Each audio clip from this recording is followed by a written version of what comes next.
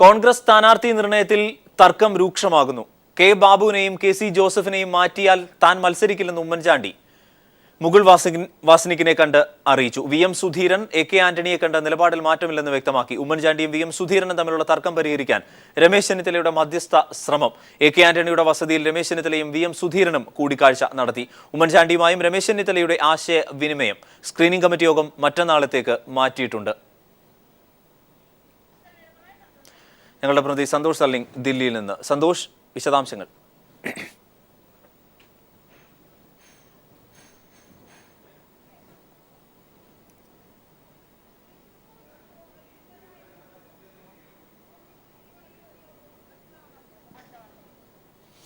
വാർത്തയിലേക്ക് മടങ്ങി വരാം. സ്ഥാനാർത്ഥി നിർണയം നടത്താനുള്ള സ്ക്രീനിംഗ് കമ്മിറ്റി ദില്ലിയിൽ ആരംഭിച്ചതിന് പിന്നാലെ കേരളത്തിൽ നിന്നും 100 കണക്കിന് സ്ഥാനാർത്ഥി മോഹികളാണ് ദില്ലിയിലെത്തിയിരിക്കുന്നത്. മുതിർന്ന നേതാക്കളെ കണ്ട് സീറ്റ് ഉറപ്പിക്കുന്നതിനായി സ്വന്തം മണ്ഡലത്തിലെ വിജയസാധ്യതാ രേഖകളുമായാണ് നേതാക്കളുടെ വരവ്. കഴിയുമെങ്കിൽ രാഹുൽ ഗാന്ധിയും സോണിയയും നേരിട്ട് കണ്ടിട്ടെങ്കിലും KPCC ലിസ്റ്റിൽ കടന്നുകൂടുക എന്നതാണ് ലക്ഷ്യം. നേതാക്കൾ എത്തിയതോടെ ദില്ലിയിൽ ഹോട്ടലുകളിൽ റൂം കിട്ടാനില്ലാതായി. മുഴുവൻ ഇപ്പോൾ പ്രതീക്ഷയുടെ ഗദർദാരികളാണ്. കേന്ദ്ര നേതൃത്വവുമായുള്ള ചർച്ചയ്ക്ക് ശേഷമുള്ള സ്ഥാനാർത്ഥി പ്രഖ്യാപനത്തിന് മുന്നോടിയായി പട്ടികയിൽ ഇടം നേടാനുള്ള തത്രപ്പാടിലാണ് സ്ഥാനാർത്ഥി മോഹികൾ.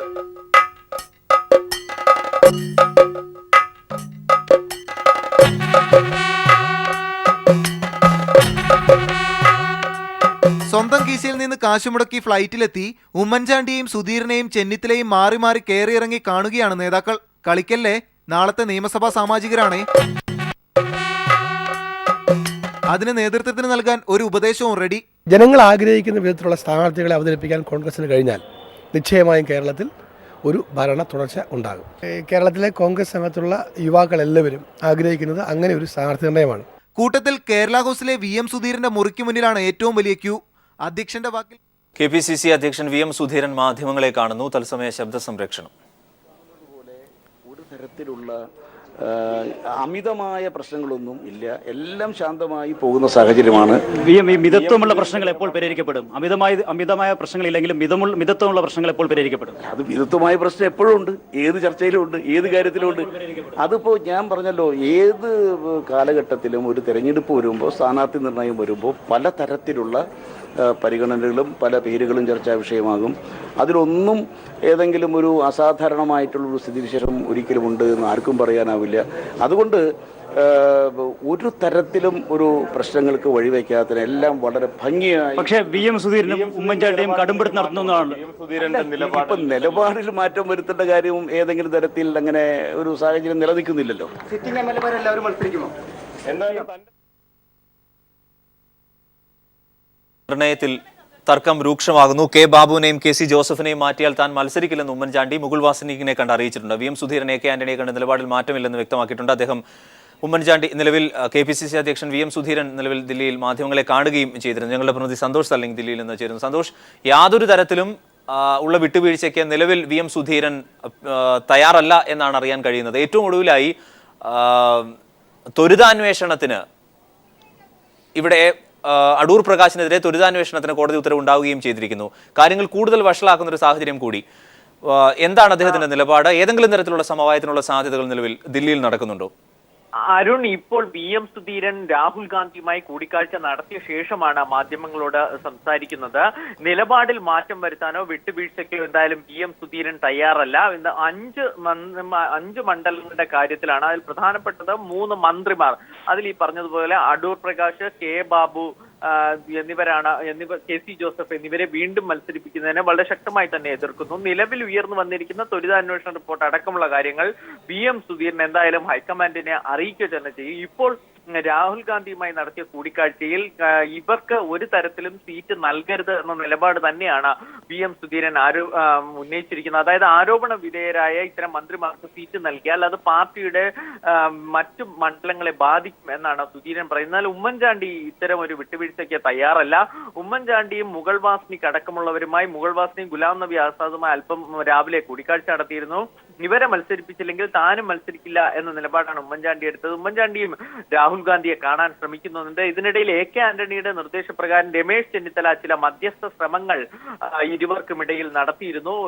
A K Antony V M സുധീരനെയും കാണുകയും ചെയ്തു. പ്രശ്നത്തിന് പരിഹാരത്തിലുള്ള ഒരു ഫോർമുലയാണ് ഉരുത്തിരിക്കാനുള്ള ശ്രമങ്ങളാണ് ഇപ്പോൾ നടക്കുന്നത്. എന്തായാലും ഏപ്രിൽ 1 സ്ക്രീനിംഗ് കമ്മിറ്റി യോഗം ചേരുന്നുണ്ട്. ഇപ്പോൾ കടുത്ത രൂക്ഷമായ തർക്കങ്ങളിലേക്ക് കാര്യങ്ങൾ കടക്കുകയാണ്. വൈകുന്നേരത്തോട് കൂടിയെങ്കിലും പ്രശ്നം പരിഹരിക്കാൻ ശ്രമിക്കുമോ എന്നാണ് ഹൈക്കമാൻഡ് നോക്കുന്നത്. സന്തോഷ് ഞങ്ങളുടെ പ്രതിനിധി ദില്ലിയിൽ നിന്ന് വിവരങ്ങൾ നൽകിയത്. സന്തോഷ് മാധവന്റെ വിവാദ ഭൂമി ഇടപാടിൽ മന്ത്രി അടൂർ പ്രകാശിനെതിരെ ത്വരിതാന്വേഷണത്തിന് ഉത്തരവ്. മൂവാറ്റുപുഴ വിജിലൻസ് കോടതിയുടേതാണ് ഉത്തരവ്. വിവരങ്ങളുമായി ഞങ്ങളുടെ പ്രതിനിധി ഡാനി പോൾ കൊച്ചിയിൽ നിന്ന്. ഡാനി, മറ്റു വിവരങ്ങൾ കൂടി. അരുൺ, റവന്യൂ മന്ത്രി അടൂർ പ്രകാശ് ഉൾപ്പെടെ 5 പേർക്കെതിരെയാണ് ത്വരിതാന്വേഷണത്തിന് മൂവാറ്റുപുഴ വിജിലൻസ് കോടതി ഉത്തരവിട്ടിരിക്കുന്നത്. ഇതിൽ revenue principal secretary doctor Biswas Mehta, അതോടൊപ്പം തന്നെ ഇടപാടിന്റെ ഇടനിലക്കാരനായിരുന്ന സന്തോഷ് മാധവൻ, കമ്പനി RMZ കമ്പനിയുടെ MD VM ജയശങ്കർ തുടങ്ങി 5 പേർക്കെതിരെയാണ് അന്വേഷണത്തിന് ഉത്തരവിട്ടിരിക്കുന്നത്. ഇത് 15 ദിവസത്തിനുള്ളിൽ അന്വേഷണം പൂർത്തീകരിച്ച റിപ്പോർട്ടിൽ നൽകണമെന്ന് കോടതി ഉത്തരവിൽ പറയുന്നു. അതോടൊപ്പം SP റാങ്കിലുള്ള ഉദ്യോഗസ്ഥനാണ് ഇത് അന്വേഷണം നടത്തേണ്ടതെന്നും പറയുന്നുണ്ട്. നേരത്തെ പുത്തൻവേലിക്കര, അതോടൊപ്പം തന്നെ പറവൂർ, പുത്തൻവേലിക്കര, മാളയിലെ മടത്തുംപടി തുടങ്ങിയ 2 ഇടങ്ങളിലായി ഉൾപ്പെടുന്ന 118 ഏക്കർ ഭൂമിയാണ് നേരത്തെ സന്തോഷ് മാധവനും കൂട്ടരും സ്വന്തമാക്കിയിരുന്നത്. എന്നാൽ ഇത് തണ്ണീർത്തട നെൽവയൽ നിയമത്തിന്റെ പരിധിയിൽ വരുന്ന ഇത്തരം ഭൂമി ഈ രീതിയിൽ ക്രയവിക്രയം ചെയ്യാൻ കഴിയുകയില്ല എന്ന റിപ്പോർട്ടിന്റെ അടിസ്ഥാനത്തിൽ ഇത് പോക്കുവരവ് ചെയ്ത് കൊടുത്തിരുന്നില്ല. ഈ ഭൂമി 2009 സർക്കാർ ഏറ്റെടുക്കുകയും ചെയ്തിരുന്നു. ഈ നിലപാട് ഇപ്പോൾ ഈ മന്ത്രിസഭയുടെ അവസാന കാലഘട്ടത്തിൽ തെരഞ്ഞെടുപ്പ് പ്രഖ്യാപനം വന്ന ഉടനെ ആ ഒരു തിടുക്കങ്ങൾക്കിടയിൽ റവന്യൂ വകുപ്പായി ഇവർക്ക് കമ്പനിക്ക് അനുകൂലമായി IT വ്യവസായത്തിന് എന്ന പേരിൽ ഭൂമി നൽകിയിരിക്കുന്നത്. ഇത് നിലവിലെ നിയമങ്ങൾ തന്നെ അട്ടിമറിക്കുന്ന രീതിയിലാണെന്ന് ചൂണ്ടിക്കാണിച്ചുകൊണ്ട് ഈ നടപടികൾ വലിയ വിവാദത്തിലേക്ക് വഴി തുറന്നിരുന്നു. ഈ ഒരു സാഹചര്യത്തിൽ സർക്കാർ പിന്നീട് ഈ ഉത്തരവ് റദ്ദ് ചെയ്തിരുന്നെങ്കിലും ഇതിലെ നടപടിക്രമങ്ങൾ ചോദ്യം ചെയ്തുകൊണ്ടാണ് കളമശ്ശേരി സ്വദേശിയായ ഗിരീഷ് ബാബു കോടതിയിലേക്ക് എത്തിയിരുന്നത്. ഈ ഹർജിയിലാണ് ഇപ്പോൾ ത്വരിത അന്വേഷണത്തിന് ഉത്തരവിട്ടിരിക്കുന്നത്. അരുൺ, ഡാനി പോൾ കൊച്ചിയിൽ നിന്ന് വിവരങ്ങൾ നൽകിയത്.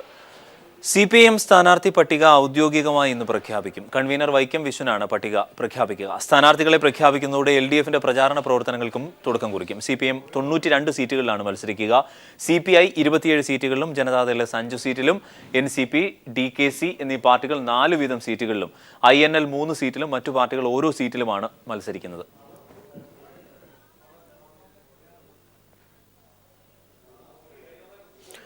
സ്ഥാനാർത്ഥി നിർണയം നടത്താനുള്ള സ്ക്രീനിംഗ് കമ്മിറ്റി ദില്ലിയിൽ ആരംഭിച്ചതിന് പിന്നാലെ കേരളത്തിൽ നിന്നും 100 കണക്കിന് സ്ഥാനാർത്ഥി മോഹികളാണ് ദില്ലിയിലെത്തിയിരിക്കുന്നത്. മുതിർന്ന നേതാക്കളെ കണ്ട് സീറ്റ് ഉറപ്പിക്കുന്നതിനായി സ്വന്തം മണ്ഡലത്തിലെ വിജയസാധ്യതാ രേഖകളുമായാണ് നേതാക്കളുടെ വരവ്. കഴിയുമെങ്കിൽ രാഹുൽ ഗാന്ധിയും സോണിയയും നേരിട്ട് കണ്ടിട്ടെങ്കിലും KPCC ലിസ്റ്റിൽ കടന്നുകൂടുക എന്നതാണ് ലക്ഷ്യം. നേതാക്കൾ എത്തിയതോടെ ദില്ലിയിൽ ഹോട്ടലുകളിൽ റൂം കിട്ടാനില്ലാതായി. ഇപ്പോൾ പ്രതീക്ഷയുടെ ഗദർദാരികളാണ്. കേന്ദ്ര നേതൃത്വവുമായുള്ള ചർച്ചയ്ക്ക് ശേഷമുള്ള സ്ഥാനാർത്ഥി പ്രഖ്യാപനത്തിന് മുന്നോടിയായി പട്ടികയിൽ ഇടം നേടാനുള്ള തത്രപ്പാടിലാണ് സ്ഥാനാർത്ഥി മോഹികൾ.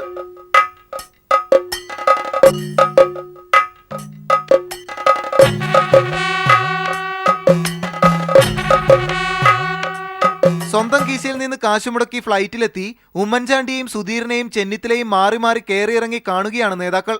കളിക്കല്ലേ, നാളത്തെ നിയമസഭാ സാമാജികരാണേ. അതിന് നേതൃത്വത്തിന് നൽകാൻ ഒരു ഉപദേശവും റെഡി. ജനങ്ങൾ ആഗ്രഹിക്കുന്ന വിധത്തിലുള്ള സ്ഥാനാർത്ഥികളെ അവതരിപ്പിക്കാൻ കോൺഗ്രസിന് കഴിഞ്ഞാൽ നിശ്ചയമായും കേരളത്തിൽ ഒരു ഭരണ തുടർച്ച ഉണ്ടാകും. കേരളത്തിലെ കോൺഗ്രസ് അംഗത്തുള്ള യുവാക്കളെല്ലാവരും ആഗ്രഹിക്കുന്നത് അങ്ങനെ ഒരു സ്ഥാനാർത്ഥി നിർണയമാണ്. കൂട്ടത്തിൽ കേരള ഹൗസിലെ VM സുധീറിന്റെ മുറിക്ക് മുന്നിലാണ് ഏറ്റവും വലിയ ക്യൂ. അധ്യക്ഷന്റെ വാക്കിൽ പ്രതീക്ഷ കൂട്ടി മറ്റു നേതാക്കളുടെ അടുത്തേക്ക്. അല്ല നേതാവേ, പ്രസിഡന്റ് എന്തു പറഞ്ഞു? സ്ഥാനാർത്ഥി ലിസ്റ്റ് പൂർണ്ണമായിട്ടും തയ്യാറായി കഴിഞ്ഞിട്ടില്ല. അതിൽ പല സ്ഥാനാർത്ഥികളുണ്ട്. അവർ കമ്മിറ്റി ഇരുന്ന ശേഷം ഇത് പരിശോധിച്ച് ഏറ്റവും വിജയസാധ്യതയുള്ള ആളുകൾക്ക് സീറ്റ് നൽകുമെന്നാണ് അറിയാൻ കഴിയുന്നത്. ഓരോ മണ്ഡലങ്ങളിലും സ്വന്തം വിജയസാധ്യത നിർണ്ണയിക്കുന്ന രേഖകളുമായാണ് കൂടിക്കാഴ്ച. കഴിയുമെങ്കിൽ രാഹുൽ ഗാന്ധിയെയും സോണിയയും ഒന്ന് നേരിട്ട് കണ്ടാൽ കൊള്ളാമെന്നുണ്ട്. 140 മണ്ഡലങ്ങളിലെ 82 സീറ്റിലേക്കായി 200-ൽ പരം നേതാക്കളാണ് ഒരേ സ്വപ്നവുമായി പരക്കം പായുന്നത്.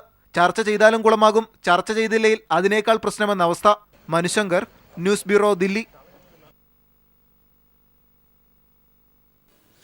ഭൂമിയും വെള്ളവുമടക്കം സമ്പന്നർക്ക് വേണ്ടി വിറ്റുതുലച്ച സർക്കാരാണ് കേരളം ഭരിക്കുന്നതെന്ന് പിണറായി വിജയൻ. തെരഞ്ഞെടുപ്പിന് മുൻപ് മന്ത്രിസഭ എടുത്തത് 800-ലധികം തീരുമാനങ്ങളാണ്. ഇതൊന്നും ജനങ്ങൾക്ക് വേണ്ടി ആയിരുന്നില്ലെന്നും പിണറായി കണ്ണൂരിൽ പറഞ്ഞു.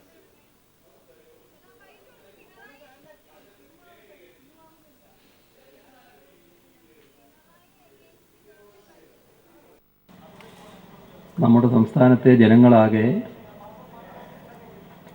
വല്ലാത്ത മനപ്രയാസത്തിൽ കഴിയുകയാണ്. കാരണം നാടിൻ്റെ എല്ലാ വസ്തുവകകളും അതിസമ്പന്നന്മാർക്ക് കൈവശപ്പെടുത്താൻ കഴിയുന്നു. അതിസമ്പന്നരുടെ കയ്യിലുള്ള പണം മറിയുന്നതനുസരിച്ച് തീരുമാനങ്ങൾ അവർക്ക് അനുകൂലമായിട്ട് പോവുകയാണ്. ഇതിൻ്റെ ഭാഗമായി ഭൂമിയും വെള്ളവും നാടിനവകാശപ്പെട്ട മറ്റു പലതും കൈമാറ്റം ചെയ്യപ്പെടുകയാണ്. ഇതെന്തും കൊടുക്കാൻ തയ്യാറാകുന്നൊരു ഗവൺമെൻറ്റായിട്ടാണ്. അതിസമ്പന്നർക്കാണ്, പാവപ്പെട്ടവർക്കല്ല നമ്മുടെ സംസ്ഥാനത്തിലെ ഗവൺമെൻറ് നീങ്ങിക്കൊണ്ടിരിക്കുന്നത്. CPIM പോളിറ്റ് ബ്യൂറോ അംഗം പിണറായി വിജയൻ ധർമ്മടത്ത് തെരഞ്ഞെടുപ്പ് പ്രചാരണം തുടങ്ങി. കമ്മ്യൂണിസ്റ്റ് പാർട്ടി രൂപീകരണ യോഗം നടന്ന പിണറായി പാറപ്പുറത്താണ് പ്രചാരണ പ്രവർത്തനങ്ങൾ തുടങ്ങിയത്. മണ്ഡലത്തിലെ കുടുംബയോഗങ്ങളിലും പ്രാദേശിക പൊതുയോഗങ്ങളിലും പിണറായി സംബന്ധിച്ചു.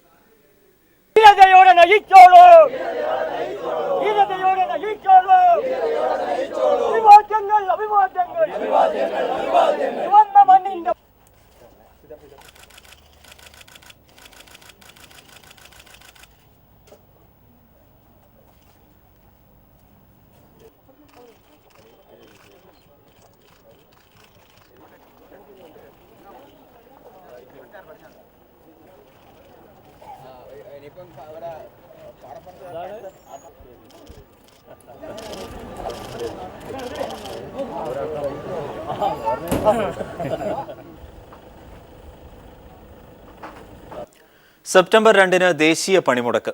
BMS ഉൾപ്പെടെയുള്ള 12 തൊഴിലാളി സംഘടനകളാണ് പണിമുടക്കിന് ആഹ്വാനം ചെയ്തിരിക്കുന്നത്. കേന്ദ്ര സർക്കാരിന്റെ തൊഴിലാളി വിരുദ്ധ നയങ്ങളിൽ പ്രതിഷേധിച്ചാണ് സമരം.